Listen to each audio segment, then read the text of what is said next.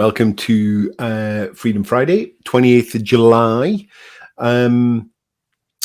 Just so you know, I'm not going to be, I will be reading comments and I will be responding to them, but I'm not going to name any names because I might actually edit some bits of this and put it on the YouTube channel as well. So feel free to ask any questions. There'll be no comments that'll be attributed to anybody here. And nothing goes on the YouTube channel, but I may be answering some questions. Hello, I may be answering some questions as we go on, or kind of addressing comments. But I'm not going to address any. Hi there. I'll look back over the comments and I'll send you a kind of a reply and stuff later. But I just want to keep this anonymous because there might be some stuff in here I might be able to kind of just chop and actually make a kind of useful YouTube video, because I think this is a question that lots of people are going to want to certainly consider. So just, I think, given that there were a few comments and posts this week around the kind of pressure that comes sometimes with doing this. Hiya, hi. This is great. It's nice to see so many of you here. There've been a few posts and a few comments, and I think there's a kind of a bit of a resonance with regards to this issue of how do I sort my drinking out if my partner still drinks? And I think, let's be clear, relationship counseling is way above my pay grade, or my gay parade, as I kind of misread my my comment on a post earlier. Hiya. It certainly has. It's been a difficult time for some people, and change is not easy. And so what I want to do is I want to kind of relate a little bit of kind of my experience in terms of observing what has gone on and seeing the impact that this has made, seeing how other people have dealt with it and coped with it. But full disclosure, change can sometimes dramatically change a relationship. And I remember very early on when I started this, there was a lady who did really well, got herself really back on her feet, and then kicked her boyfriend out. And my instant reaction was, oh my God, what have I done? Again, ego. And then, but I was able to kind of see how that played out in the fullness of time. And actually, the reason why she was drinking so much was because she was in a relationship that was terrible. And hi, hello, good topic. Yes, I know. So it's kind of interesting for me to kind of observe, and let's be clear, I am not covering myself in glory here, divorcee, and my relationships aren't perfect and all that kind of stuff. But what I would say is, when you try to address this, it's very tempting to want to kind of get permission and approval from your partner. And the really uncomfortable part of this is your journey. This is the decision that you've made. And it's going to introduce a new dynamic into the relationship. Even if, you've been pressured into this by your partner, there's kind of, and I'll talk through just a few of my kind of comments and observations as we go on. But I think just from the outset, there are things that start to come into play here. And remember that as human beings, we are social animals, but we are also individuals. Yeah, this wonderful thing up here that we call a brain and a mind has got 86 billion neurons in it. And each one of those neurons is connected to 10,000 other ones.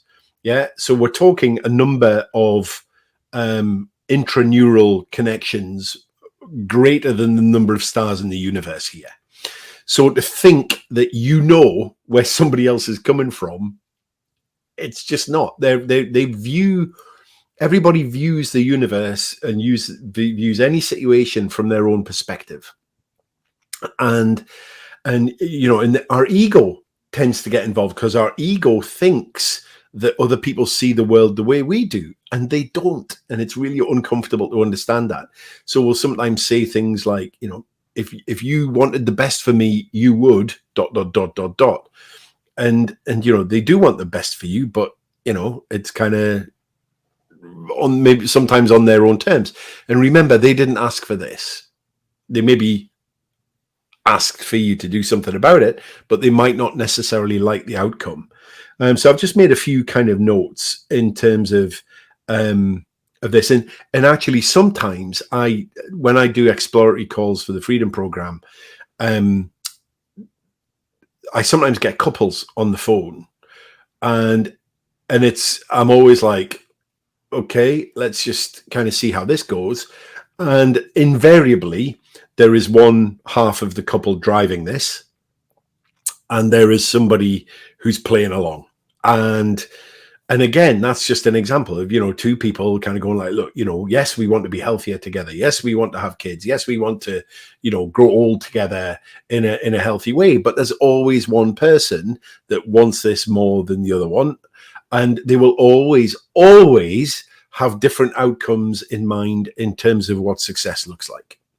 So I'm always a bit kind of like, oh, here we go. And I always say, look, buy the program once, and then you can go through the 7 modules kind of together. And, and if you want to then buy a second program for the 100-day follow-up, then you can do that. But, you can, just, you can watch the videos and things like that and see what you think. But I always put a massive caveat on it. I say, look, you will have different, you come into this from a different place. You've all got a different story that we all tell ourselves in terms of why we do what we do. Most of the times we actually don't understand why we do what we do.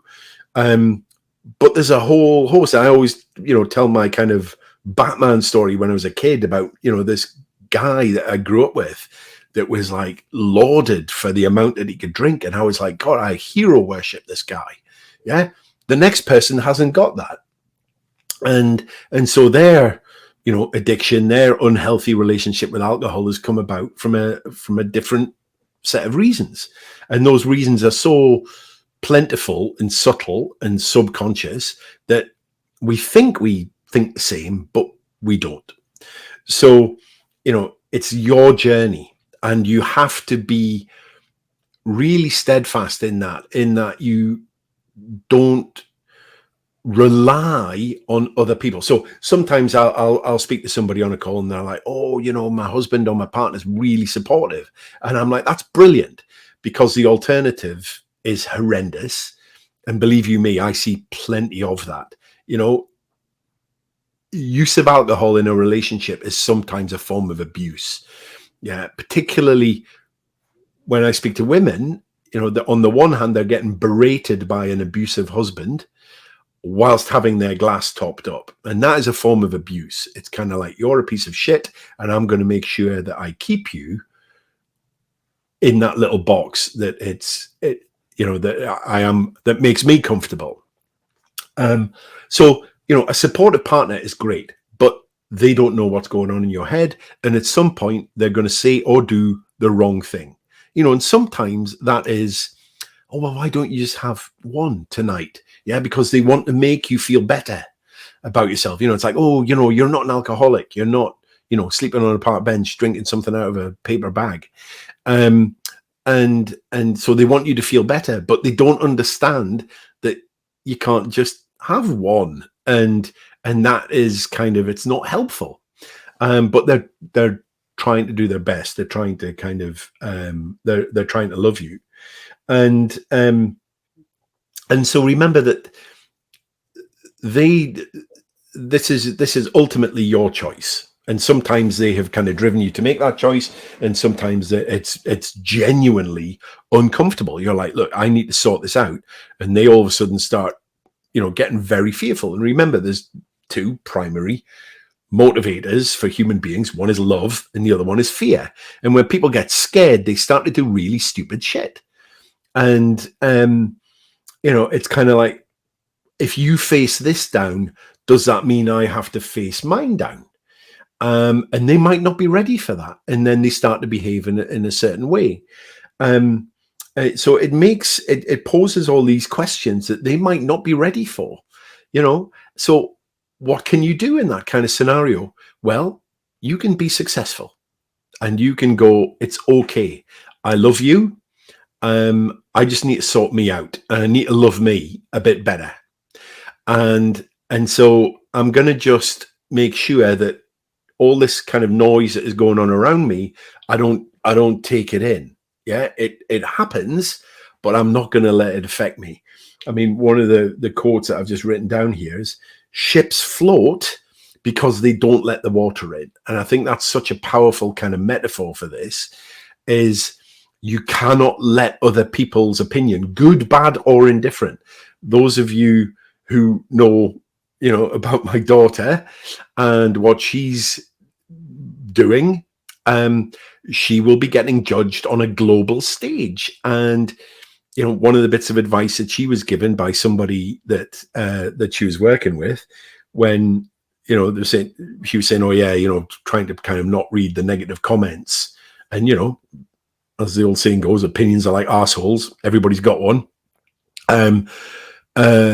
And actually, the advice that this lady gave her, which I think was so true, said, don't read any of them. Don't read the positives either, because you'll get addicted to it.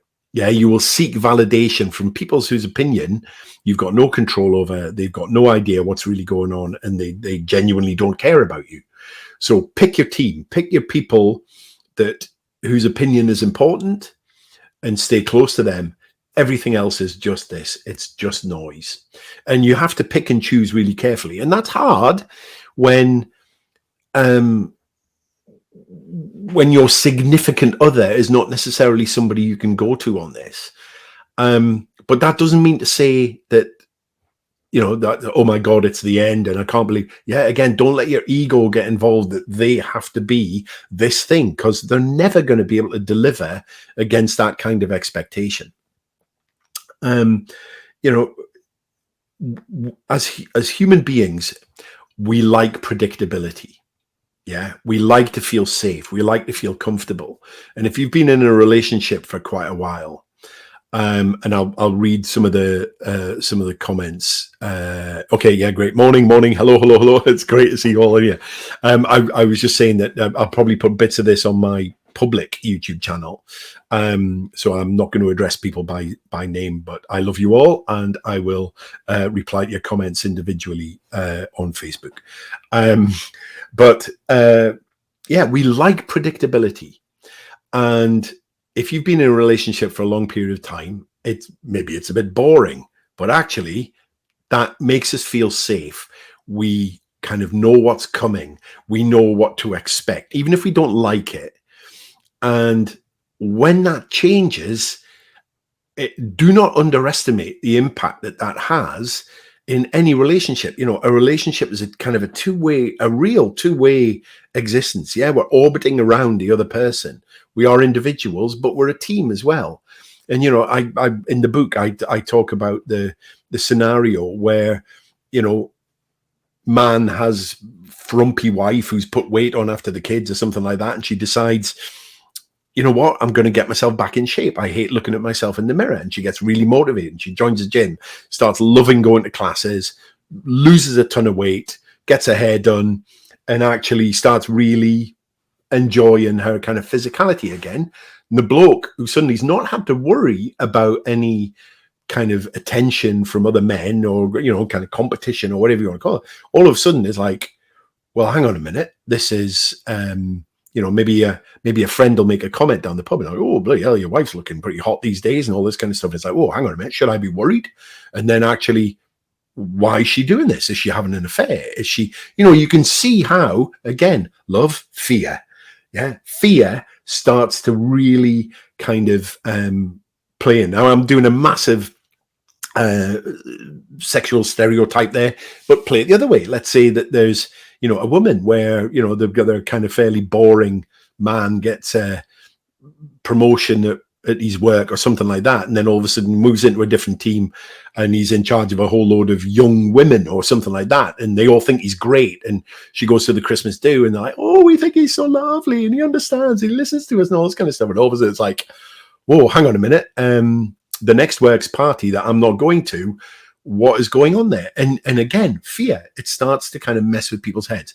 Now, they're two very stupid and very extreme examples, but this also plays out at a very subtle level when you're in a relationship, because people start to go, well, what does this mean for me?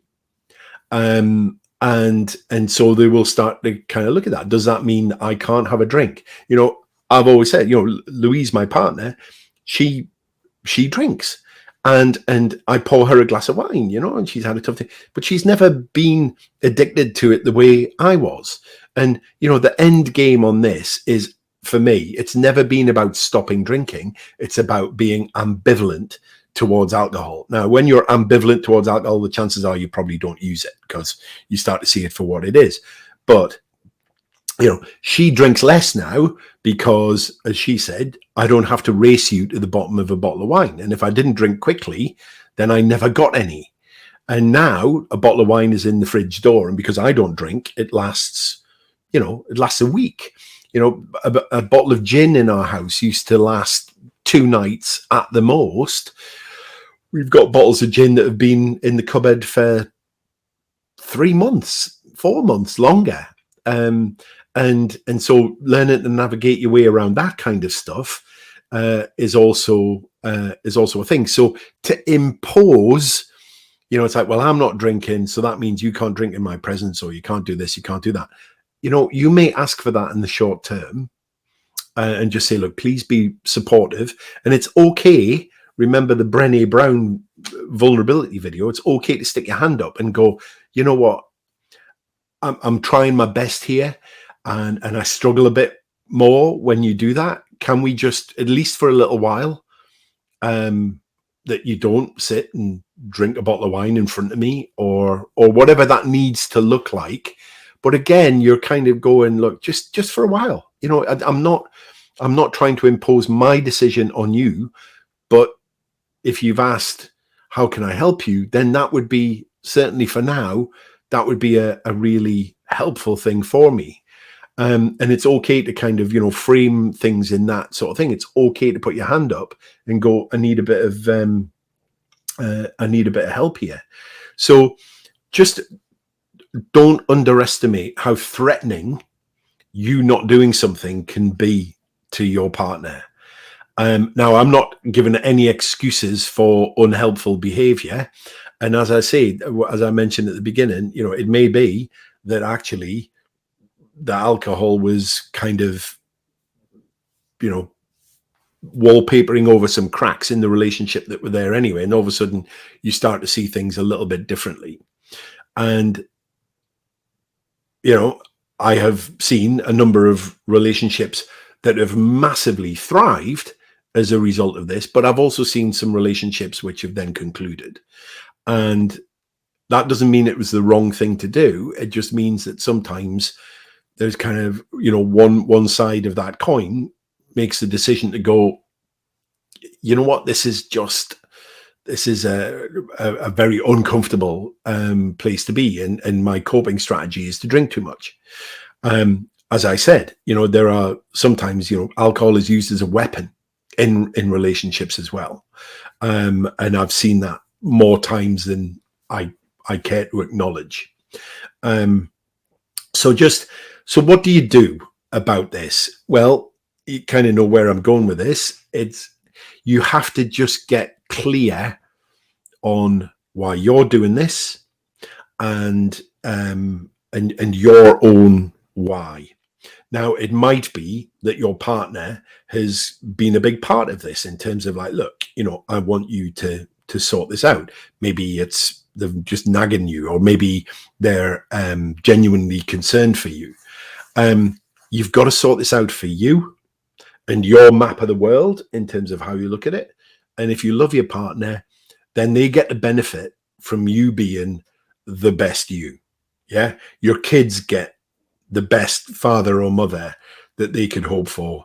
Your siblings get the best brother or sister that they could hope for. Your parents, if they're still around, they get the best. They get to not worry about their child. Anybody who's got kids will know that they never stop being your kids. And, you know, if you've got elderly parents and they're looking at you doing unhelpful stuff, they will worry. Yeah. So everybody in your life benefits from the decision that you make for you.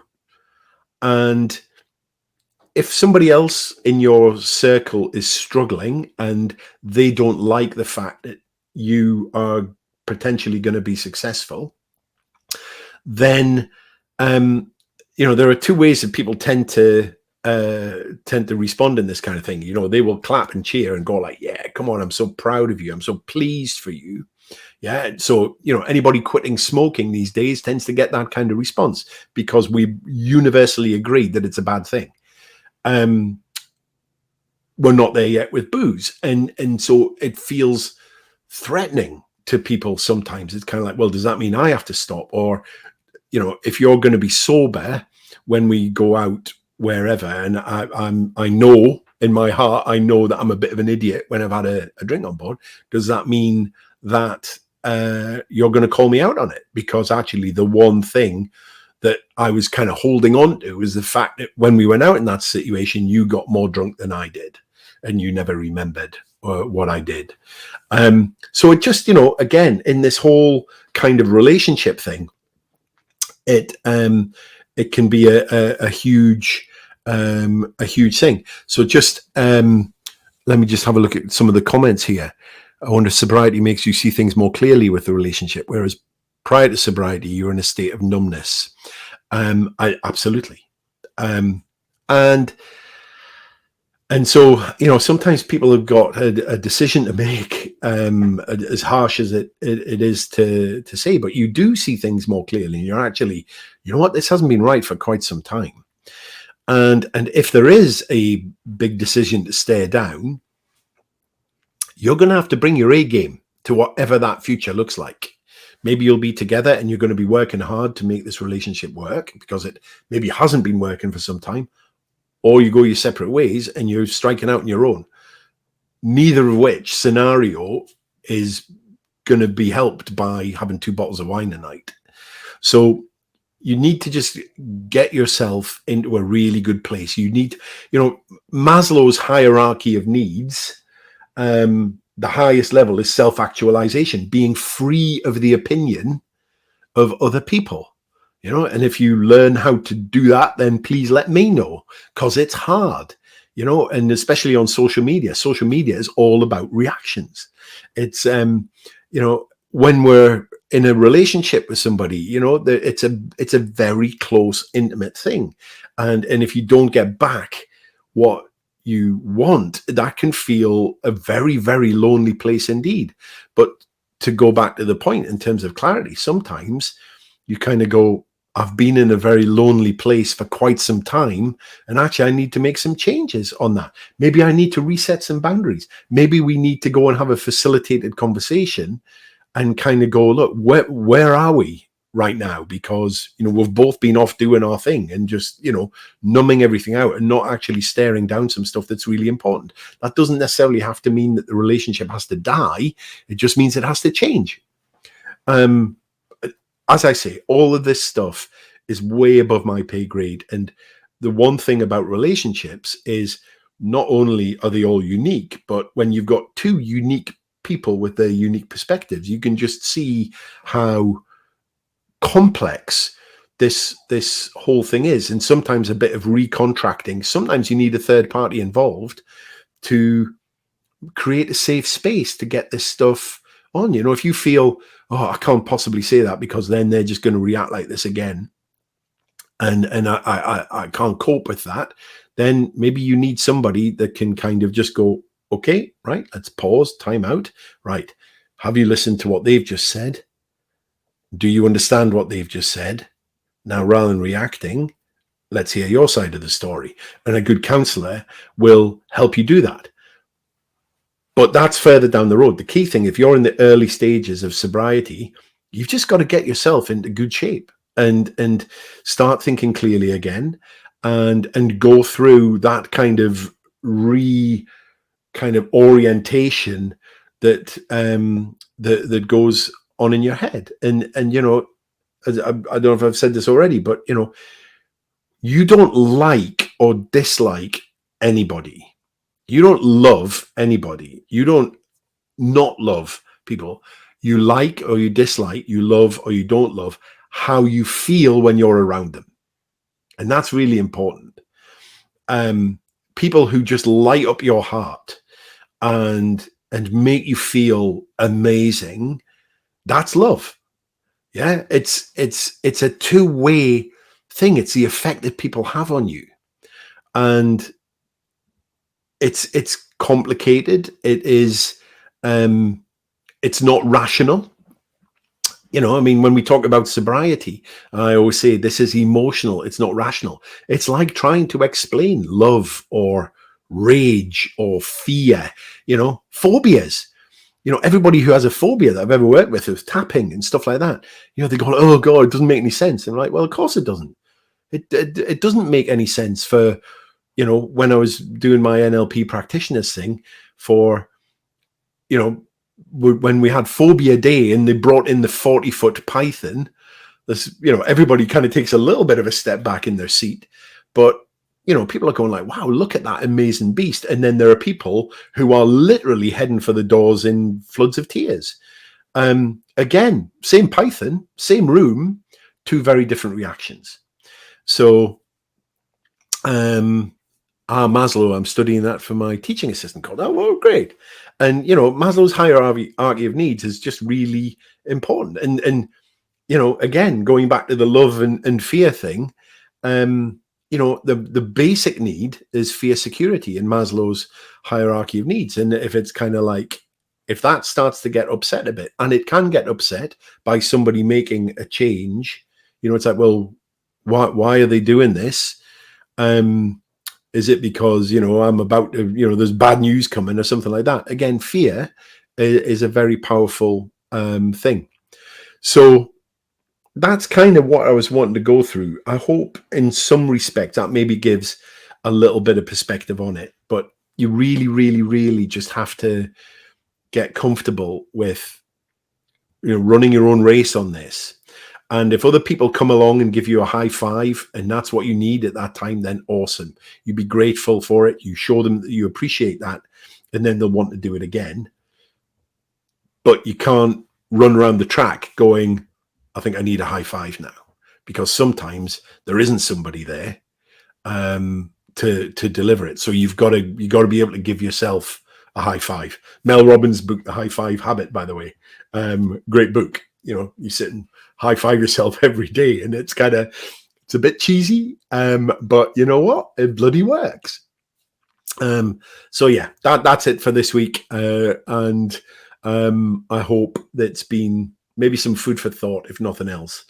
But certainly in the early stages of this journey, just do your thing and try not to impact too much on other people, and also be understanding that if they have a view, because you don't get to pick how they feel about your decision. If that makes sense. That's just your ego kind of setting an expectation that's just unrealistic.